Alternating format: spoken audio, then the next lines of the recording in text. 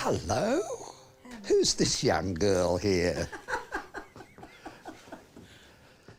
This is the book of the portraits of artists and friends. Do you remember that exhibition? Yes. Artists and Friends. And here we are. And look at those robes. It could be an abstract. It could be, absolutely. It could be an abstract. Cut his head off. It has happened to judges in the past. Cut his head off and just make it a beautiful abstract of crimson and Asia. The colour, the beauty. And there is an aspect of abstraction, isn't there? Your portraits are not photographs. No. No.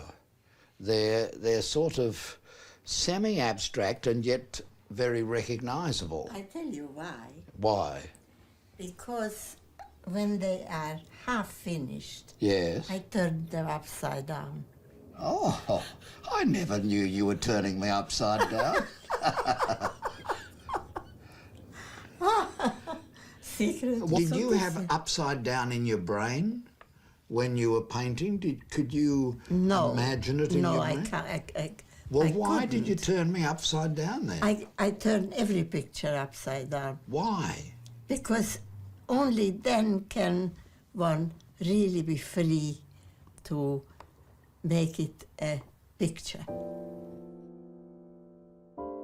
And this must be something in artists, that they see something and it really inspires them. Did you find that too, that some item of clothing or some feature of the person would start you and get you started? No, I don't think so. It's the eyes. Getting a likeness is a special gift. Yes, I think so. Because I could do it in my teens. And some people don't really get a good likeness, whereas yours were enough of the Impressionists, but still it was a recognisable person. Yes. Do you think that's important in a portrait? Of course. Most important. You don't think it can be sort of an illusion of the person and not a real likeness? No, then it's not a portrait. Yes. It's a study. But there we are, that's the portrait.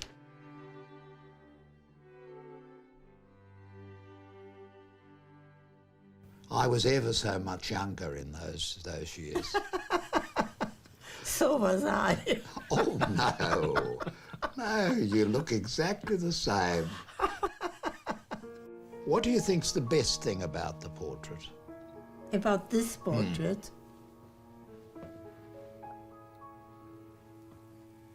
Well, I can't say the head, because that's always The centrepiece. the centerpiece. Yes.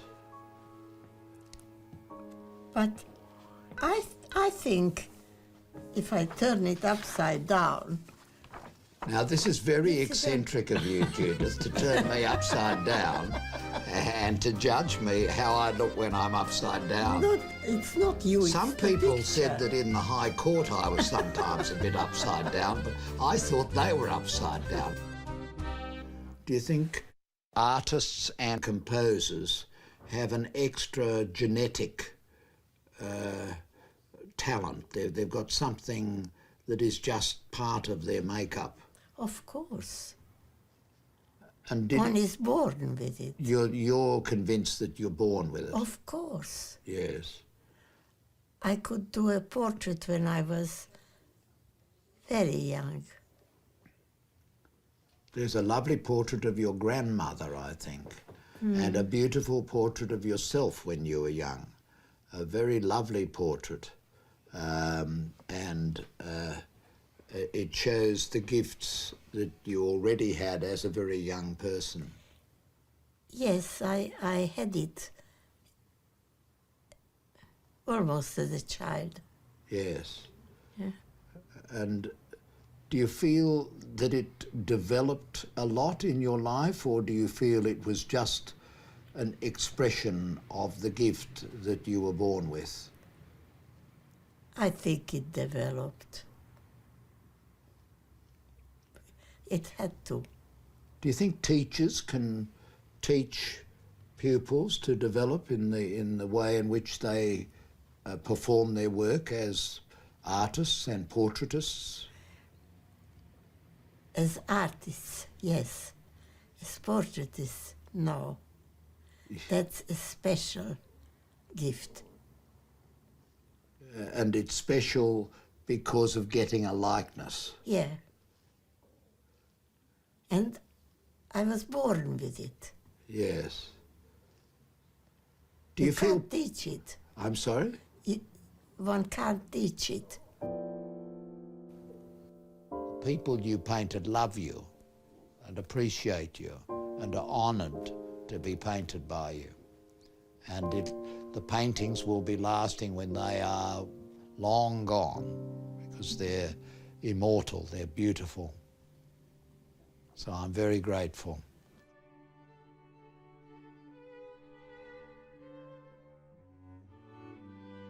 It's quite an experience playing ping pong with Judy Cassab. The appointment is made, it's a sunny day, a bunch of bright flowers brightens up the distinguished artist's greeting. You know at once that you're in the presence of a large spirit, but it is a spirit tamed by years of artistic discipline and by an upbringing in the courtly courtesies of Central Europe. Without too much ado, Judy Cassab gets to the serious point, the composition of the portrait. The special relationship between the artist and the subject commences. The idea has to be projected.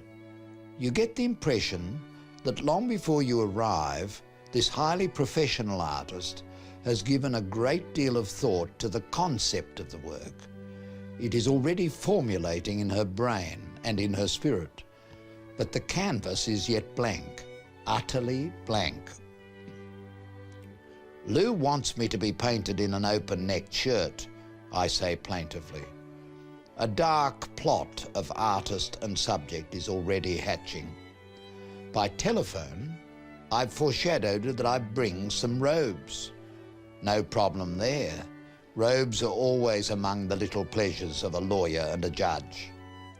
At the very mention of robes of bright crimson, Judy's interest is at once engaged. Well, bring them then. We may outvote him, she says. I know immediately that an open-neck portrait will have to wait till another time. The sight of all that crimson and silk would do the trick. What I lacked in personality and visage, the robe would more than compensate for, dazzling the observer with uniquely reproduced silk of crimson, so soft and shimmering that you can almost touch it. I laid my offerings before the artist. First, the austere black robes of the High Court of Australia. This American invention of Republican modesty was immediately cast to one side. Judy's nimble fingers fell upon the other offerings, the crimson robes edged in fur, supposed to be ermine, but actually it's rabbit. These were of my old days as President of the Court of Appeal. But that's the past, she moves on. The light crimson silk of the Court of Criminal Appeal, also the past. She tarries over the silken grey hood worn by that relic of judges linked to the medieval bishops of England. The blood of the executed prisoners, the critics used to say, was the colour of the robes of the judges of criminal justice. This is it, she exclaimed, picking up my doctoral robe. Judy Cassab had found her setting. Honorary Doctor of Laws, delicate pastel blue, softening the brilliant red. Not so overwhelming as the judicial scarlet. Perhaps this moderation will even satisfy Lou Klepak. This will just be as informal as we get. We'll simply overrule him. This is a democracy of three, exclaimed Judy. Now there'd be no turning back. Doctoral robes it was to be, and so with swift efficiency, the serious business of the portrait began.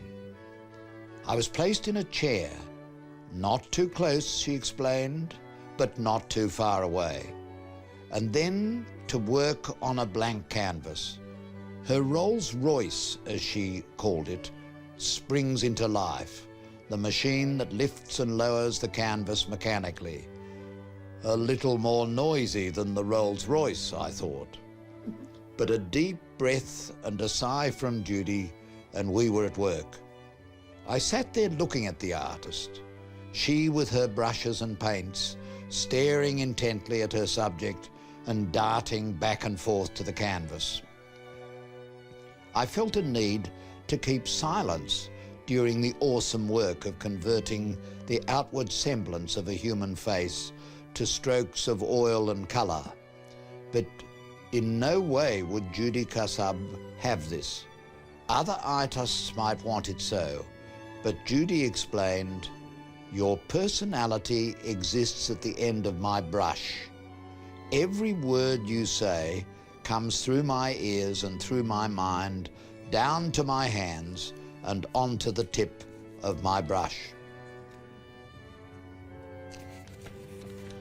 "I cannot explain how it happens," she said, "but this is just how it is with me." We talked of art and creativity, of music and the world of the spirit. I told her of another Middle European, Gustav Mahler, and how he once tried to explain his creative spark. For him, it was something external to himself. It was not something that he could fully articulate or rationalize. For him, it was as if some external force was moving his hand as he put the immortal notes on paper. That is also how it is with Judy Cassab. The same seemingly external force directing the hand to convert the blank canvas into a sea of colour and vivid impressions. My eye wandered to a drawing of a remarkably beautiful woman, Judy Cassab's grandmother, sailing into my field of vision. Above her grandmother appeared a sketch of a teacher, the artist Herman, from faraway Budapest, in another age. My eyes darted from easel to artist, from palette to the assembled paints. On and on we talked as she worked with energy and fierce concentration. The experience of being a subject for Judy Cassab, Officer of the Order of Australia, Commander of the Order of the British Empire, is one to be cherished. There are certain rules which are to be faithfully observed by the subject. The subject must talk. Laughter must lighten any solemn hints of immortality on canvas. The light must fall on the subject's face from the same angle and at the same angle on recurring days. An hour of solid work passes, and there is then the ceremony of morning tea. Exquisite cups and exotic cakes and biscuits refresh the artist as she turns away from her labours. The subject joins in. The subject isn't allowed the slightest peep at this stage, not until the last stroke of the first day is concluded on the second part of the sitting. Often at this stage, Judy Cassab invites the scrutiny of her sternest critic, her husband Janshi. There is an anxious look as she awaits his approval or suggestions. This done, and encouraging words uttered, it's back to work. The interval of the concert of paint is concluded. Now Judy's glasses are adjusted, the intelligent stare is resumed, and we're back to talking and painting with renewed vigour.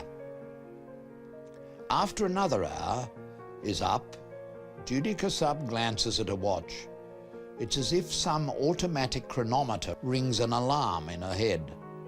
The session is over for the day. At the end of the first session, one can see the outline of the composition and a mottled face already showing the bone structure and the angles dimly recalled by the subject from the morning shaving mirror. In the second session, Judy begins her ping-pong. Backwards and forwards she darts, rough estimates of size and proportion are taken.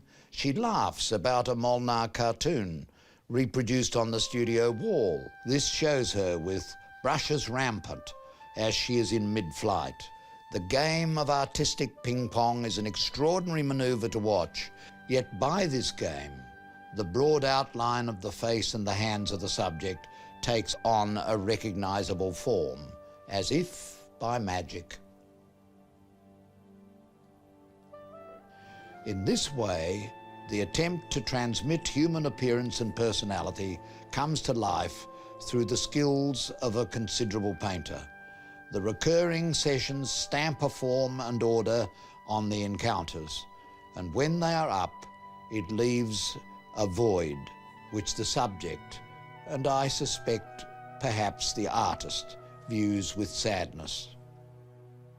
Judy Cassab talks with love and generosity about other artists and what she's learned from them.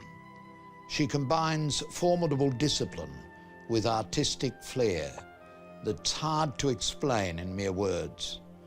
For Judy Cassab, it's necessary to turn the work to the wall between sittings so that they can be attacked afresh with new energy and boundless enthusiasm.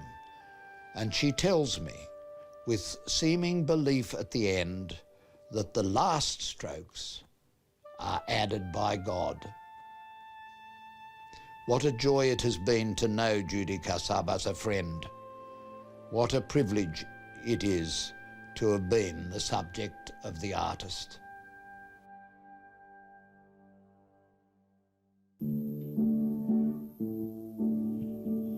Ha unja a zsidó a harcot, csinál egy éles hátraarcot, s ha bátorsága száll Linába, kivándorol Ausztráliába, paraszti módra köpve jót, trafikot kezd s konfekciót, csak egy a fontos ebbe kérem, hogy mást tegyen, mit amit régen, trallallallá, trallallallá.